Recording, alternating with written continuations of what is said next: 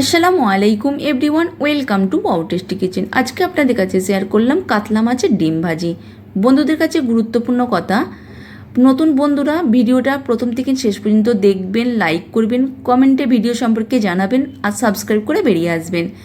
পুরানো বন্ধুরা যারা আমার ভিডিওটা সাবস্ক্রাইব করেছেন তাদের কাছে অসংখ্য ধন্যবাদ। অনেক বন্ধুরা আছেন সাবস্ক্রাইব করছেন, উঠিয়ে নিচ্ছেন, কমেন্ট করছেন, উঠিয়ে নিচ্ছেন। প্লিজ বন্ধুরা এরকমটা করবেন না, আমি কোনোদিন কারো এরকমটা করি না। একজন আর একজনকে সাপোর্ট করে বেরিয়ে আসি, ভালোবাসা দিয়ে এগিয়ে যাই। তো ভিডিওটা যারা দেখছেন প্রথম থেকে শেষ পর্যন্ত দেখবেন, লাইক সাবস্ক্রাইব করেন, ভিডিও থেকে বেরিয়ে আসবেন। প্রথমে আমি চুলায় কড়া বসিয়ে দিলাম আর দিয়ে দিলাম সরিষার তেল। দিয়ে দেবো 4টে এলাচ, এলাচের মুখটা আমি একটু ফাটিয়ে নিয়েছি। দিয়ে দেবো 2 টুকরো ডালচিনি। এরপরে দেবো ছোটো ছোটো সাইজের 3টে তেজপাতা। 1 মিনিট ফ্রাই করে নেবো। এরপরে দিয়ে দেবো মিডিয়াম সাইজের 2টো পেঁয়াজকে কুচি করে নিয়েছিলাম আর দিয়ে দিলাম। 1 থেকে 2 মিনিট কষে নেব।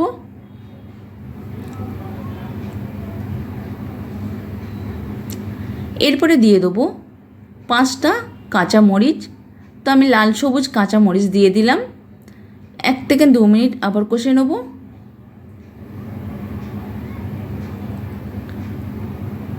দিয়ে দেবো আদা রসুনের পেস্ট 1 চা চামচ, দিয়ে 1 মিনিট কষে নেব।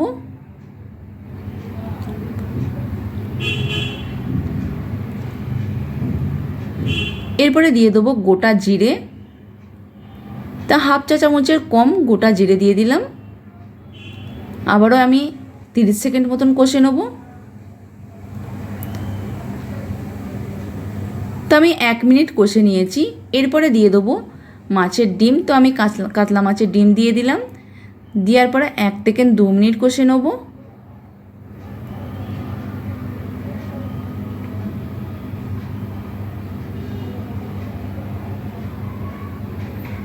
গ্যাসের ফ্লেমটাকে একদম লোয়ে রেখে দেবো। লোয়ে রেখে দিয়ে দেবো এবার হলুদ। তো আমি এখানে 1/2 চা চামচের কম হলুদ দিয়ে, আমি 1/2 চা চামচ হলুদ দিয়ে দিলাম। আর দিয়ে দেবো 1/2 চা চামচের কম লঙ্কা গুঁড়ো। ঝালটা আপনারা আপনাদের টেস্ট অনুযায়ী দিয়ে নেবেন, কারণ আমি এখানে 5টা কাঁচামরিচ দিয়েছি।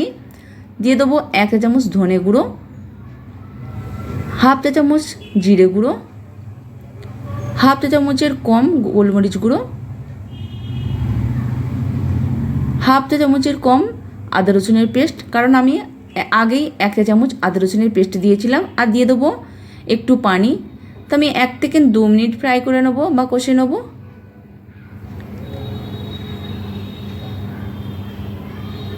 তো আমি আরও একটু পানি দিয়ে কষে নেবো। তো আমি 1 থেকে 2 মিনিট আবারও কষে নেবো।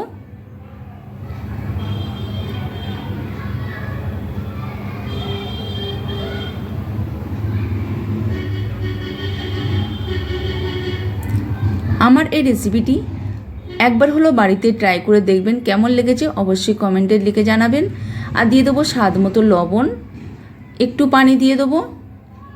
পানি দিয়ে আমি আবারও 1 থেকে 2 মিনিট কষে নেবো।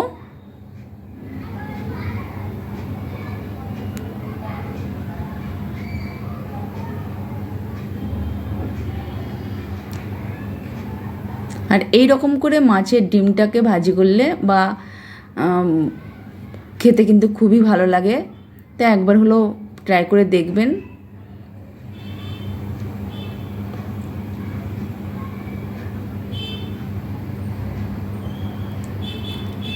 এরপরে দিয়ে দেবো 2 চা চামচ টমেটো সস, একটু পানি দিয়ে দেবো।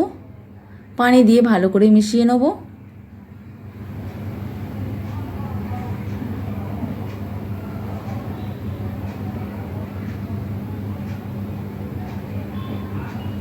ভালো করে মিশিয়ে নিয়েছি। এরপরে দিয়ে দেবো সামান্য পরিমাণ গরম মশলা, দিয়ে ভালো করে মিশিয়ে নেব।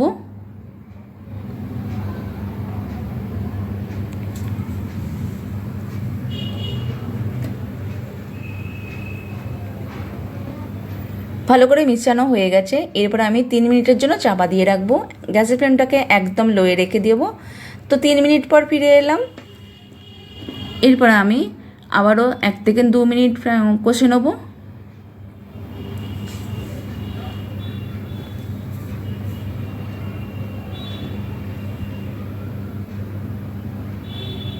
তো 1 থেকে 2 মিনিট কষে নিয়েছি। এই পর্যায়ে গ্যাসের ফ্লেমটাকে বন্ধ করে দিয়ে পরিবেশন করব।